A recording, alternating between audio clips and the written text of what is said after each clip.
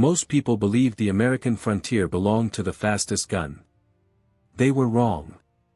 It belonged to the person who stayed calm when everyone else lost control. In the spring of 1889, a quiet trail outside Silver Ridge, Colorado Territory, became the beginning of a story people would remember for generations. 6 armed riders stopped a freight wagon in broad daylight. Their target wasn't gold. It wasn't cattle. It was a young woman traveling with a leather journal that powerful men desperately wanted. Standing beside her was an aging cowboy who looked too tired to be dangerous. The outlaws laughed when they saw him. Before sunset, every one of them would regret it. The morning had started peacefully. A cool breeze rolled across the hills while birds circled high above the prairie. An old freight wagon creaked along the dusty trail toward Silver Ridge. Holding the reins was Nathan Cole, 48 years old, with gray beginning to show in his beard. His faded hat hid sharp blue eyes that missed almost nothing. Years of ranch work had bent his shoulders just enough to make strangers think he was slow. Nathan never corrected them. People revealed their true intentions when they underestimated him. Beside him sat Emily Carter, 25 years old, a schoolteacher from a nearby settlement. She wasn't carrying money. She wasn't carrying jewelry. Inside her leather journal were handwritten records collected from dozens of struggling ranch families. Those pages exposed a land fraud that reached some of the wealthiest cattle owners in the territory. Emily checked the journal every few minutes without realizing she was doing it. Nathan noticed every single time. Around noon, the wind suddenly changed. Dust rose ahead on the trail. Nathan quietly slowed the horses. 6 riders appeared over a ridge. They spread out across the road with practiced precision. This wasn't their first robbery. Their leader, Roy Maddox, smiled as he approached. "Afternoon," he said politely. Nathan tipped his hat but said nothing. Roy looked at Emily. "We're searching your wagon." Without waiting for permission, his men climbed aboard. Boxes were opened. Blankets were thrown into the dirt. Food supplies rolled across the trail. Finally, one outlaw noticed Emily clutching her journal. "Found something." Roy took the leather journal and flipped through several pages. His smile disappeared. He looked directly at Emily. "Where are the rest of the documents?" Emily answered without hesitation. "I have no idea what you're talking about." Roy chuckled. "I've heard better lies." 2 outlaws pulled her from the wagon. Nathan remained exactly where he was. Emily couldn't believe it. She stared at the quiet cowboy, hoping he would stop them. He didn't move. Roy laughed. "Looks like your old friend knows when he's beaten." The gang tied Emily's hands and placed her on horseback. One outlaw walked toward Nathan and removed the revolver from his belt. Another searched his coat. A third even checked his boots. When they found nothing else, they laughed. "This old man isn't worth worrying about." Nathan lowered his eyes. "Guess you're right." The outlaws burst into laughter. None of them noticed what Nathan had noticed. Every saddle carried the same burned ranch brand. Every rifle had been cleaned by the same gunsmith. Every horse wore fresh shoes from the same blacksmith. This wasn't a random gang. Someone rich had hired them. As the riders turned west toward the mountains, Nathan quietly climbed onto another horse. Roy looked back. "You're coming with us." Nathan nodded. "I figured I was." Roy laughed again. "If you behave yourself, you might live long enough to see tomorrow." Nathan simply adjusted his hat. He had no intention of behaving. He only needed one thing. The right moment. Because the most dangerous cowboy on the trail wasn't the one carrying the biggest gun. It was the one everyone believed was harmless. And before the next sunrise, Roy Maddox would discover exactly how wrong he had been. Roy Maddox and his riders pushed deeper into the mountains until the open prairie disappeared behind them. Tall pine trees covered the hills, hiding an abandoned logging camp that few travelers even knew existed. "This is where we stay," Roy announced. The men untied the horses and unloaded supplies while Emily was forced inside an old wooden cabin. Nathan was left beside a broken fence with 2 armed guards watching him. One outlaw searched the freight wagon one more time. He pulled out an old Winchester rifle covered with scratches. The gang burst into laughter. "Look at this antique," one man joked. "I've seen walking sticks in better shape," another laughed. Nathan said nothing. He knew that rifle had never failed him. The outlaws built a fire as the evening grew colder. Soon bottles of whiskey appeared, and the camp filled with loud voices and careless laughter. Nathan quietly studied every face. One man drank too much. Another kept falling asleep during guard duty. A third always carried the camp keys on his belt. Every weakness mattered. Inside the cabin, Roy sat across from Emily. "You've made this much harder than it needed to be. I won't help you. You don't have a choice." Emily looked directly into his eyes. "Neither do you." Roy leaned closer. "The journal isn't complete. Where are the missing pages?" Emily remained silent. Roy slammed his fist onto the table before storming outside. Minutes later another rider arrived carrying a message. Nathan couldn't hear every word, but one name stood out. Charles Ashford.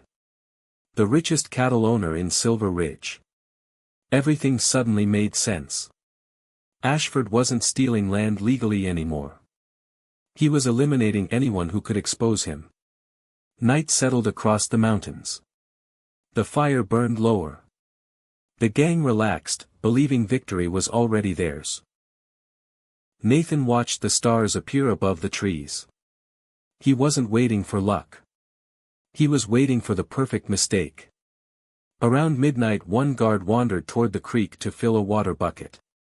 The second guard remained near the corral, fighting to keep his eyes open. Nathan slowly stood.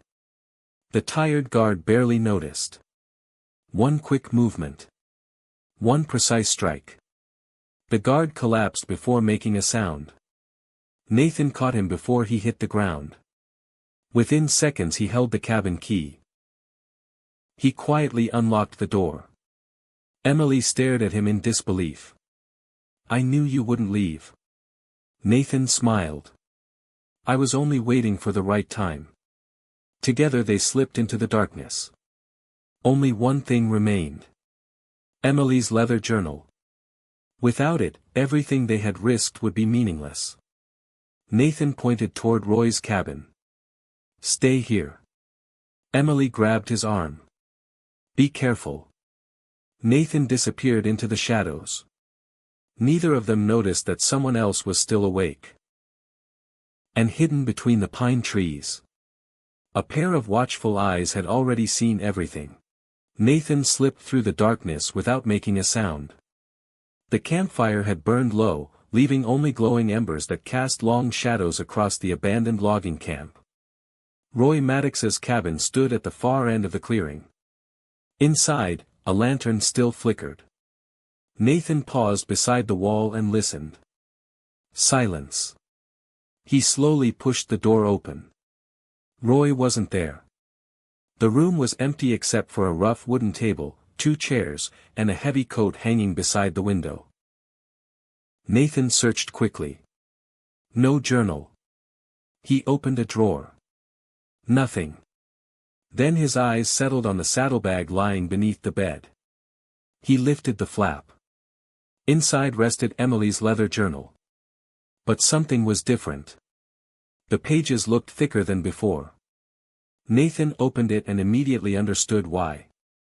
Hidden between the handwritten notes was a folded packet sealed with wax. He carefully opened it. Inside were signed contracts, bank receipts, and letters carrying the personal seal of Charles Ashford. The documents proved that Ashford had bribed judges, threatened ranch families, and paid armed gangs to force honest settlers off their land. Nathan folded the papers and slipped them back into the journal. Now he understood why so many men were willing to kill for it. Just as he turned toward the door, footsteps approached. Roy's voice echoed outside. "Double the guards. We leave before sunrise." Nathan quietly stepped behind the door. Roy entered the cabin, still talking to one of his men. "The old cowboy doesn't worry me." Nathan waited. Roy walked past him.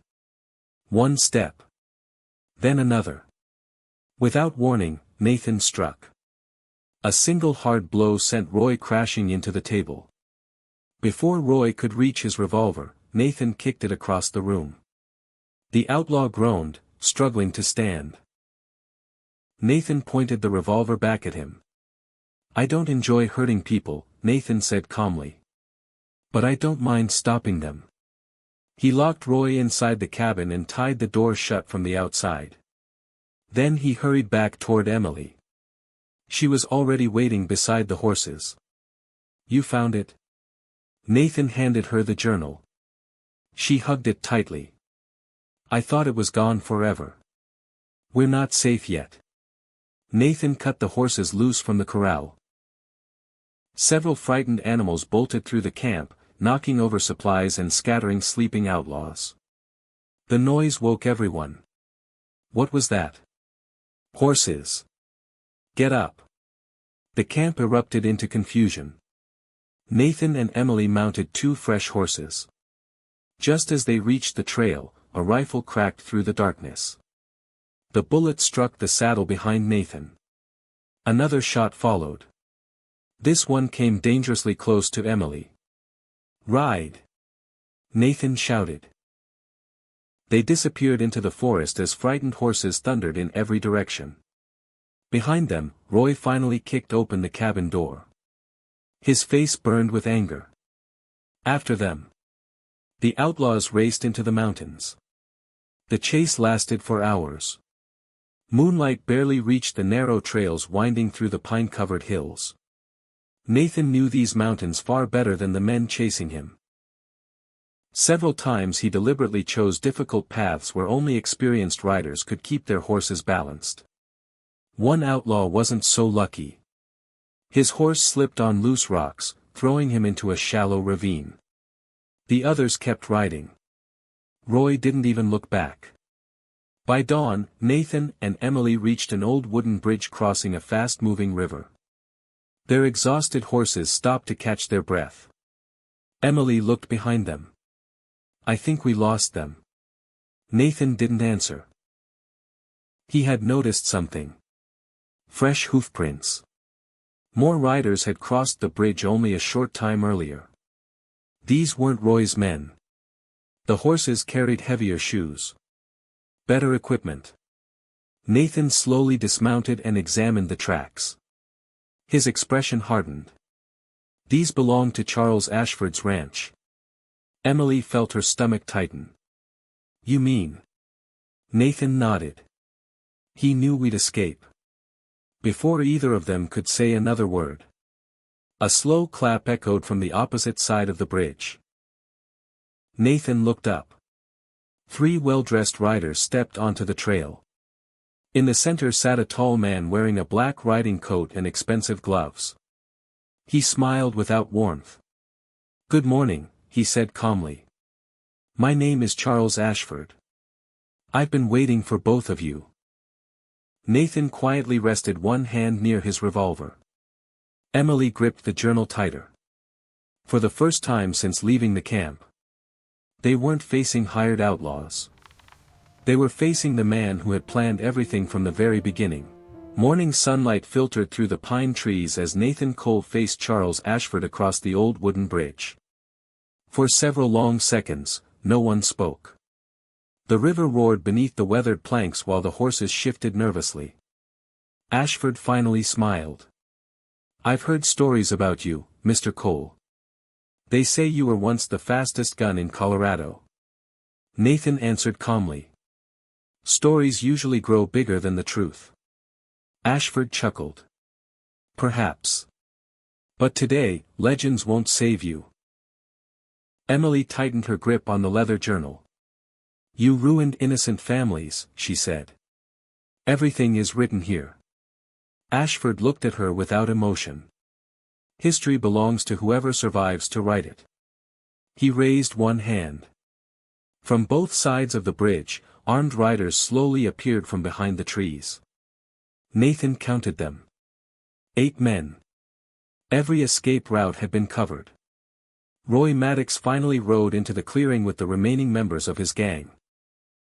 Dust covered his clothes, and anger burned in his eyes. You should have killed the old man yesterday, Roy growled. Ashford barely glanced at him. I hired you to bring me the journal, not excuses. Roy's face tightened. For the first time, Nathan noticed something important. Ashford didn't trust Roy. And Roy hated the way Ashford treated him. A crack had begun to form between them. Nathan quietly stepped in front of Emily. If you want the journal, he said, come and take it. Ashford sighed. I was hoping you'd choose the easy way. He nodded toward his men. Take them. The riders urged their horses forward. Nathan didn't draw first. He waited. One rider rushed ahead, believing numbers alone would win the fight. At the last second, Nathan fired. The bullet struck the outlaw's revolver, sending it spinning into the river. The startled horse reared, throwing its rider into the shallow water below. Before the others recovered, Nathan fired again. A second rider lost his rifle. The bridge erupted into chaos. Horses panicked. Men shouted over one another. Emily used the confusion to lead her horse behind a massive fallen pine tree. She wasn't hiding. She was protecting the journal. Roy charged straight toward Nathan. The 2 men met in the center of the bridge. Roy swung the butt of his rifle. Nathan ducked beneath it and struck Roy across the shoulder. The outlaw stumbled but refused to fall. They exchanged blow after blow while the bridge shook beneath their boots. Finally, Roy pulled a hidden knife. Before he could attack, a gunshot echoed through the valley. The knife flew from his hand. Everyone froze. The shot hadn't come from Nathan. It came from behind Ashford. Several riders wearing silver deputy badges galloped into the clearing. Leading them was Marshal Thomas Reed, a veteran lawman who had spent months secretly investigating land fraud across the territory. Nobody move. The marshal shouted. Ashford's confident smile disappeared. Nathan understood immediately. Emily hadn't been collecting evidence alone. Weeks before the ambush, she had secretly mailed copies of several documents to Marshal Reed. The journal wasn't the only proof. It was simply the final piece. Ashford slowly backed his horse away. You have nothing that proves I ordered any of this. Emily opened the journal. Without saying a word, she removed the folded letters Nathan had discovered inside. Each one carried Ashford's personal signature and official seal. Marshal Reed looked at the documents. His expression hardened. So it was you. Ashford glanced toward Roy. Then toward his own riders. He realized something terrible. No one was eager to risk their life for him anymore. Fear had changed sides. Trying one last desperate gamble, Ashford suddenly wheeled his horse toward the forest. After him, shouted the marshal. Nathan didn't hesitate. He spurred his horse forward. The chase thundered through the mountain trail.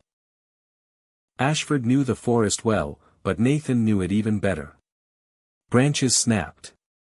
Hooves pounded over loose stones. The distance between them grew smaller with every turn.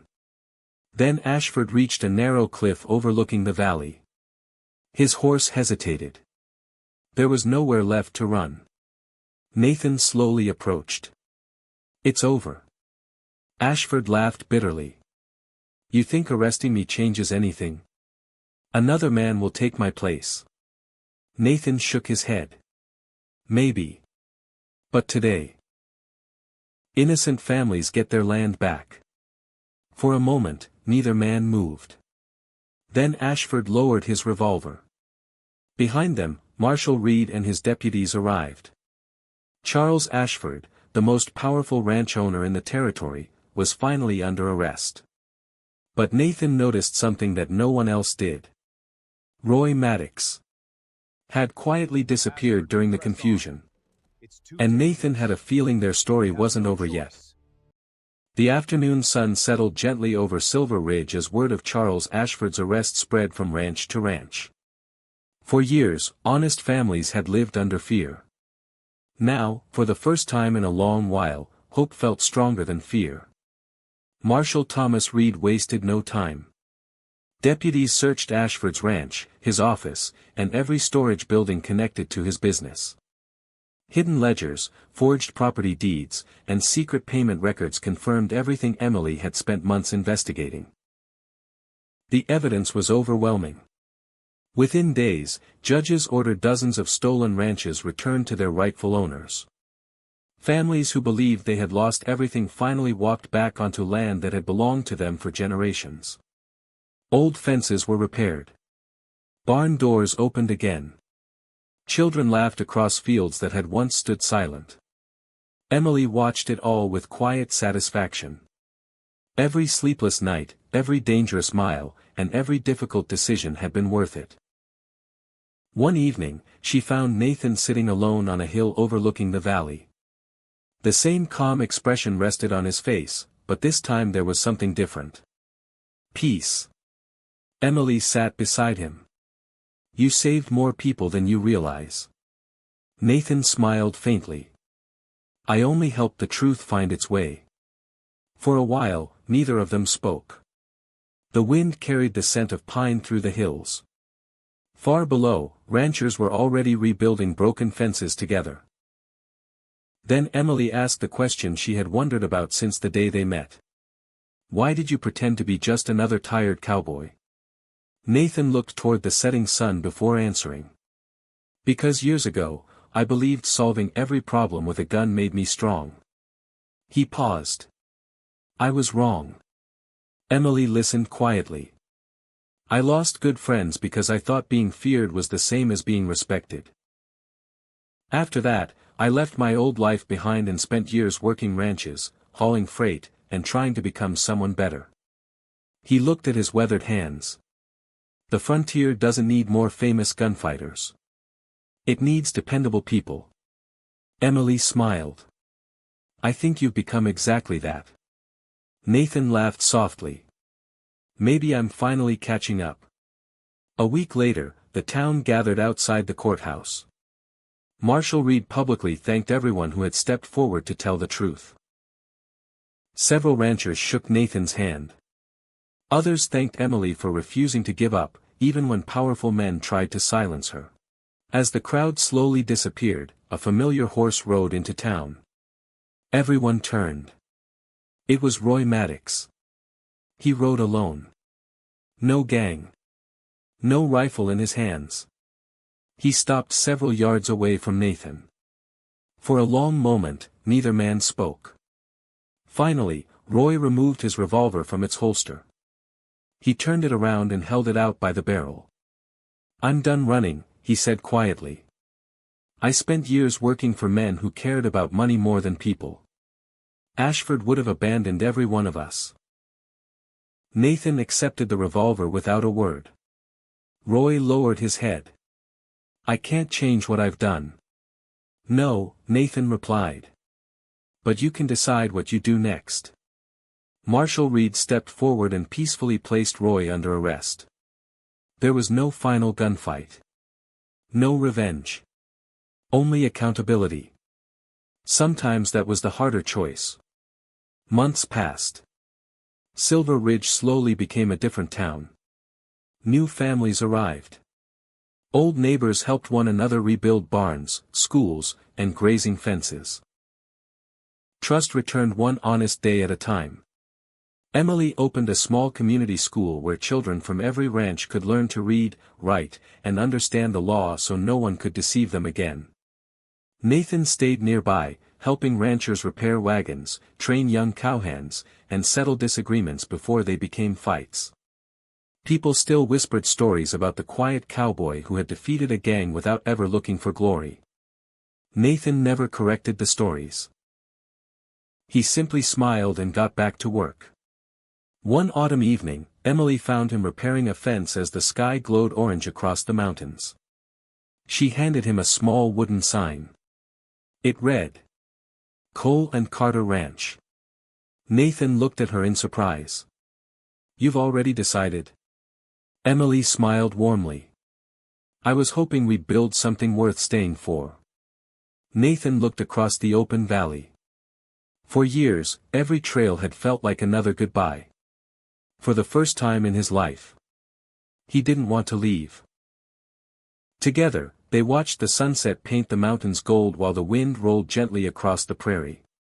The frontier would always have storms. It would always have difficult days.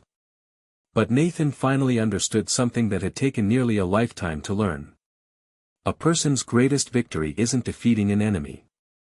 It's becoming someone others can trust when life becomes difficult. And sometimes, the strongest legacy isn't the battles you win. It's the peaceful future you help others build. Years later, children in Silver Ridge would hear stories about the quiet cowboy who stood against greed, protected the innocent, and never sought recognition for his courage. Some called him a legend. Nathan never believed that. He believed he was simply a man who had been given one more chance to choose the right path. And in the end, that choice changed far more lives than any quick draw ever could.